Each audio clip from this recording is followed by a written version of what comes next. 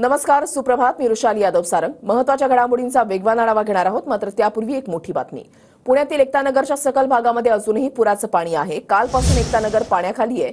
359 नागरिकांचं स्थलांतर करण्यात आलंय.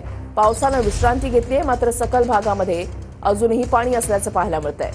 अभिजित पोते आमचे प्रतिनिधी आमच्या सोबत आहेत. अपडेट्स जाणून घेणार आहोत. अभिजित, सध्याची स्थिती. वृषाली, पुण्यात पावसानं बऱ्यापैकी आता विश्रांती घेतलेली आहे, पण जो विसर्ग खडकवासला धरणातून काल संध्याकाळी करण्यात आला होता, त्यामुळे नदीकाठची जी वस्ती आहे, ज्याला एकतानगर आपण म्हणतो, खरं तर पूरसदृश परिस्थिती गेल्या काही दिवसापासून या सगळ्या भागात निर्माण होते.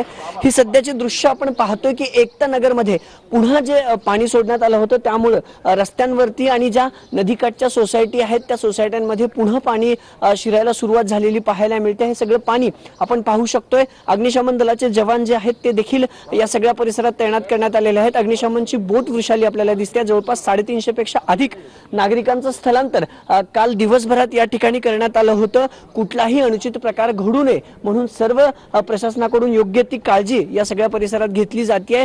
पण काल पाऊस थांबल्यानंतर खडकवासला धरणातून 45,000 पेक्षा अधिक क्युसेक पाण्याचा विसर्ग जो आहे तो करण्यात आला होता आणि त्यानंतर जी नदीकाठची हे सगळं एकतानगरचा भाग आहे तिथं पुन्हा पावसाचं काल गुडघाभर पाणी जे आहे त्या सगळ्या परिसरात आलेलं पाहायला मिळालं होतं. आता काही प्रमाणात पाणी ओसरलेलं पाहायला मिळतं, पण हा सगळा नदीकाठचा भाग आहे, त्यामुळे मोठ्या प्रमाणात पाणी पुन्हा या एकतानगरच्या भागात यायला सुरुवात झालेली आहे आणि याच भागाचा मुख्यमंत्री देखील आज दौरा करणार आहेत. पाहणी मुख्यमंत्र्यांकडून नक्कीच. धन्यवाद अभिजित दिलेल्या सविस्तर माहितीसाठी.